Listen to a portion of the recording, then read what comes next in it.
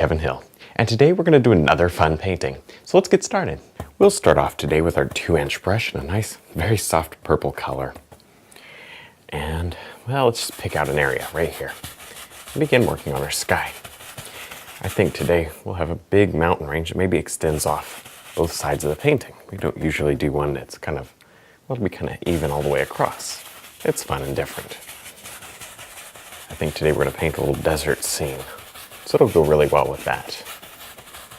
There, not too much of this color, and it doesn't even have to be perfect, because we're going to put a lot of clouds over this.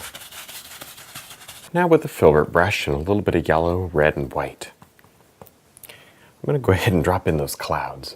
Maybe I'll start at the top. You can start anywhere you want to. I'm going to use tiny, tiny circles. Now when you're doing this, make sure there's not too much blue in your purple color, because the purple is made out of red and blue and white. So you don't want too much of the red or too much of the blue in there, because otherwise when you put this yellow and red over it, you might get green. And we don't want green in our clouds today. There, so you see I'm just dropping these on, and then you can change the color. Ooh, make it nice and pink. Maybe let's put some of that in here and we'll blend it. We'll blend it later when our brush runs out of paint. There. See, I can blend with the filbert brush too. You just wait till it runs out and you come over here and blend it in. Now we'll load up a 1-inch brush with a nice soft gray color. And you see I've already done a bit of a sketch. I'm going to just brush in this little mountain area. See, this mountain kind of just, it's pretty flat. There's no really tall peaks like we sometimes do. It's not like a rugged mountain. It's more of one of those, I don't know, one of those lower, smaller desert mountains. Now sometimes in the desert they have some amazing rugged mountains. So if you want to do that in your painting, that would be great too. This is just what I decided to do today. And then down here it's kind of like sand dunes, but very, very far away. We'll just paint them in the same color for now. Now I've went ahead and mixed up a few different colors here. I started with a nice orange color, then I added some white, then I added a little bit of brown. So we'll take the one with some brown in it, and let's start here in the background. And just pull down. I quickly drew a line or two just to get me started. There.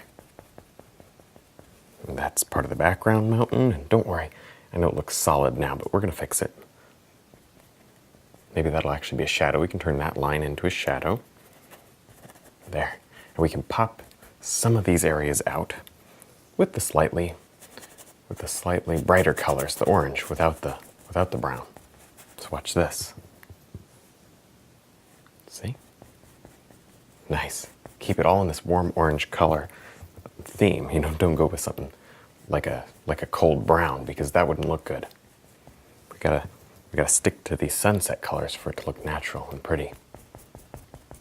Don't worry about overdoing this, because we're going to come back and punch a lot of darks back in with a nice, kind of almost a shadow blue color. It'll look great against the warmth. With a soft blue-gray color, we're going to go ahead and drop in the shadow area in the mountain. All right, now I know this looks kind of crazy right now, and it will as soon as you start, but as you go to finish up the mountain and then put maybe a couple more highlights in here, then it all kind of comes together better than it does when you first put it on the canvas. Because it looks a little odd right now. So don't worry about it. Have fun. Adjust the color slightly every now and then, but most of this mountain is actually this gray color. The bluish gray with a hint of red, because you don't want it just like a snow blue. There, a little brown in there if you want to. Then it might tie in. This might tie in with the painting even better.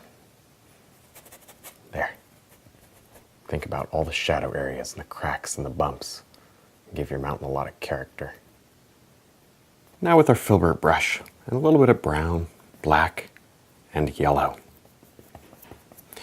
Let's go ahead and just paint in some little brush back here. Some brush or tall bushes of trees, something. I don't know. little desert plants.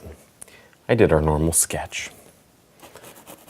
Right here, kind of in the foreground, this is going to be a dry riverbed, which is really going to be fun. I don't know if we haven't done a lot of dry riverbeds. So it's always fun to do different things with you. I enjoy it. All right, you kind of just raise up a few like this, and they're very subtle, don't worry. We'll put some highlight on them. And then if you want to go ahead and do that over here as well, just here and there, random areas. Don't do it all over the place. You don't want to draw a straight line because that would not look natural. And one thing you'll notice, we just got back from Arizona, so this is all fresh in my mind. One thing you'll notice in deserts is it's very spotty. You know, you can see like every bush because there's not a lot of ground cover. So the bushes are kind of sparse and separated. And you can actually see like polka dots everywhere. It's pretty interesting. Maybe just brush a little bit of this color, very blurry here in the background. Now with the 3/4 inch brush, we'll just paint in a cactus or two back here. You don't need too many. And you need to choose a color that matches where you're painting. So for instance, in the background, I'm going to go a little lighter, a little more golden. And then in the foreground, we're going to go very dark and then have a great highlight on it. In the middle ground there, I just put a little black and green into it. All right, maybe we need one back here, not too big in the background, or it gets kind of out of proportion. So be careful. Now on these cactus, what you got to be really careful to do is not get confused when you're placing in your little limbs or your arms to the cactus. It's not like a tree. They do tend to grow out from the same area for the most part in a lot of the cases. Not all the time. Now we'll load a nice soft tan color on the 1 inch brush. And I'm going to go ahead and just block in some of this area down here. We're not done with this background. We have to highlight the different cactus back there, and also we have to work on the bushes, especially over here. There's no highlight, but just gonna take a break for a minute and jump down here and paint in some underpaint in our little sand dunes. Not sand dunes, but our wash. This is sand down here. These are rocks. There. I'm painting it in very light because the sand is going to be basically almost pure white. So you don't want to have a black or very dark underpainting for something that's white like that. And then you can put harder, darker shadows on top, maybe in a similar blue color. We'll see. We'll just wait and see how it goes. A little darker for the rocks because they have some little harsher shadow on them. There. Isn't that nice? Look, you can see it developing already. Maybe some of this will be covered up by our desert plants, but that's fine. Now I think I'm going to go ahead and lay down some shadows here. You could certainly wait till the very end to do this, or do it right now. It doesn't make too much difference. I've been thinking about it. I just want to see what it looks like. And I like them. It really just gives it a nice little overall feel. You can change the colors a little. That's fine. And just pop in these little shadows where you think there would be cracks, or where there's a cactus, you need to have a little it's not a reflection, a little shadow. There, follow the shape of the ground. If the ground slopes, the shadow has to slope too. Nice. Watch how this just pops everything out and makes it so beautiful. And then while we have this color, I think I want some down here, so I'm just going to put it in right now.